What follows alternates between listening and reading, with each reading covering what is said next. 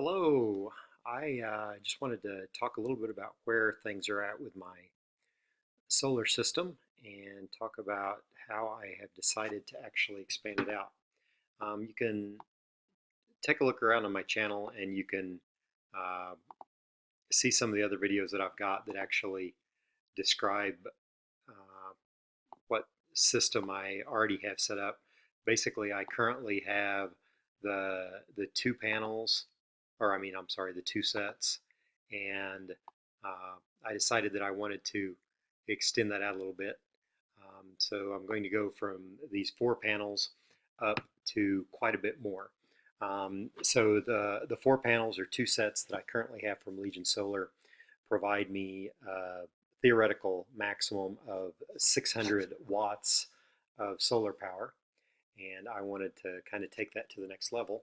So I decided that I would buy 5 expansion sets, and I want to go ahead and just show you exactly what I decided to go ahead and order.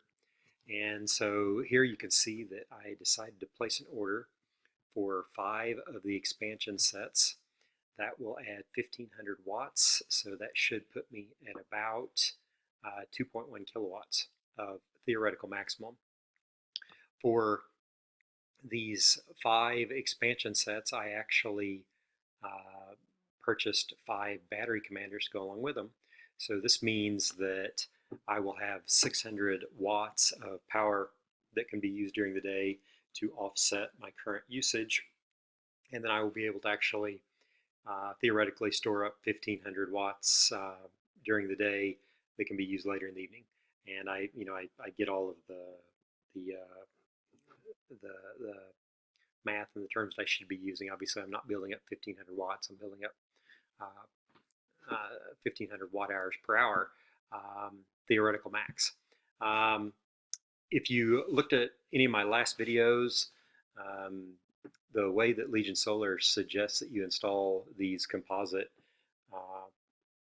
shingle roof mounts, they suggest that you put a roof mount on each end of the 110 inches of rails. In my experience, that is too large of a span, and you really shouldn't have that much of a spacing between them. So you can see that I am adding 2 of the rails. Let's see here, I've got a lot to talk about with this. So as I had mentioned in one of the previous videos, Legion Solar is currently not able to easily ship these rails at 110 inches. And so what they have done instead is they are cutting them off at 96 and then just providing the leftover as another piece. But what they're actually doing is they're not taking the 96 and giving me 14 extra. The rails that they're actually starting from are 124 inches long.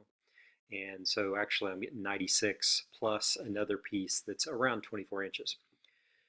So if you do all of that math and you get 2 sets of these, but they're 124 instead of 110, instead of fitting 4 on there, you can pretty well fit 5. And so as a result, I'm getting 5 of the sets, but I'm only getting 2 sets of the rails. But because the span is a little bit more than I think it should be, that would indicate that I would only need to get an easy mount for the end of each one of the new rails. So when you do that on the top and the bottom, that's 2 times 2 or 4. But I actually decided to get 6 of the easy mounts so that I can mount them closer together so that there is not as much of a span on the rails between where we actually have the roof mount. In addition, I am going to use an 8-foot long piece of aluminum angle to shore up the existing span that I have on my current rail systems. And that should help a lot with the deflection that you can see in the video that is describing my current setup. To go along with that, to go along with the 5 expansion sets, each expansion set is 2 panels. So you're going to use an additional mid-clamp kit for each panel. So you've got 5 sets, 10 panels. That's going to use 10 mid-clamp kits. But while the existing 2 that I currently have were being put up, one of the mid-clamp kits actually broke, so I need an extra one anyway. So yeah, that's the mid clamps that you can see there. So then, in addition to that, we're getting the splice kits so that we can actually splice everything together the way that we want it to be. This one of the kits, or one of them, is used to splice the old to the new rails, and then one of them is used to splice the 2 new rails together. So that is what has been ordered. In addition to that, a couple of other things. So if we look at a few of these, so this is the expansion set. These are the battery commanders. These are the mid-clamp kits. I don't need any of the ends because I can just reuse the existing ends that I've got and move them down. These are the splice kits that I'm getting, and this is the 6 easy roof mounts that I am getting. And so that should take care of that. One additional thing that I want to talk about, you can see here that Legion Solar sells Battery Commander 25-foot extension cables. I decided that, so the thing with the extension cables, the Battery Commander comes with 25 feet on its own.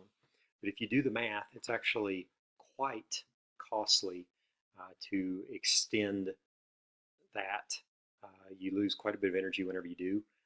By my math, using the gauge wire that I'm using and everything else, whenever you figure that the electrons have to take 2 trips, they take 1 trip during the day when you are storing the energy in the batteries, and they take another trip of an evening whenever you're pulling the energy out of the batteries, going back to the panel so that it can get inverted.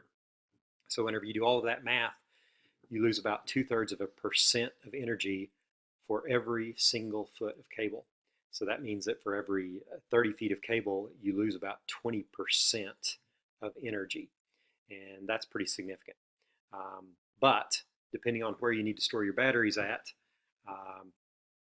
the 25 feet that comes with the Battery Commander might not be enough. So you can see here that we have 25-foot extension cables that you can get. I found that to be kind of limiting, though, on how far I might need to go. So rather than get these extension cables, what I decided to do instead, from Wiring Cable Your Way, you can see right here that they have the solar photovoltaic wire, and I got some of this 10 gauge wire that is rated for 2 kilovolts. And basically, with this website, you can get whatever distance you want down to the foot. So I actually got this in both red and black. And my intention is to keep these wires as short as possible, but this should give me what I need to get to where the batteries are going to be stored at. To go along with that, a couple of other things that I needed. So I guess we need to talk about batteries.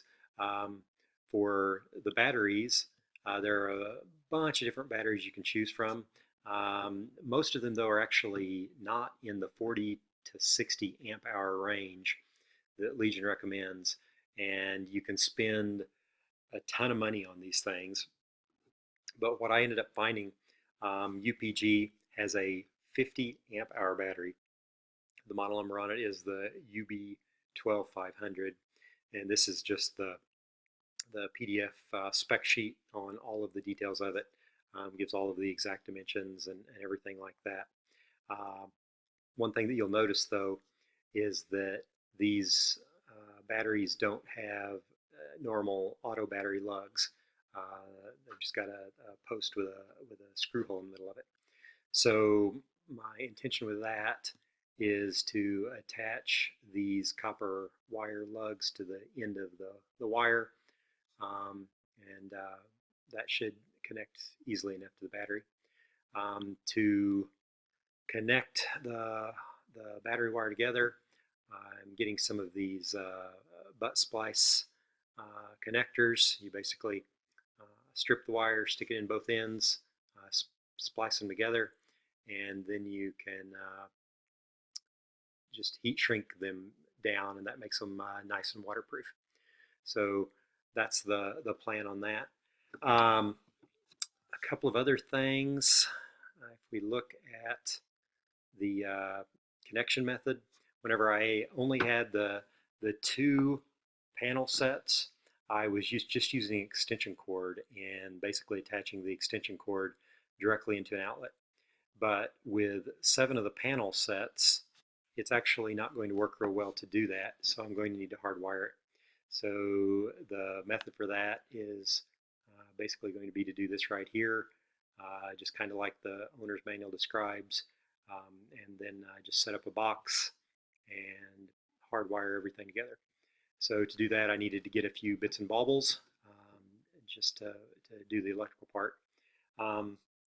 One other thing that I do want to mention, instead of having the electrical cord just draping off the side of the house like it currently is, it makes a lot more sense to actually make a penetration in the roof and be able to put all the wires through it, because essentially every battery commander expansion set is going to have 2 of these wires coming from it, and then we're going to also have the actual AC electrical wire that is going to be coming out of it, that is this guy here. And so yeah, there are the stats on that guy.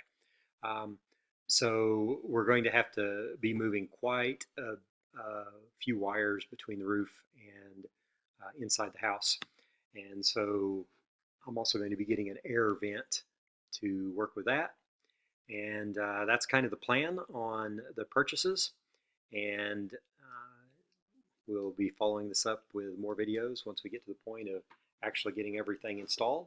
So subscribe if you have not already done so, and follow along as we continue on this solar journey.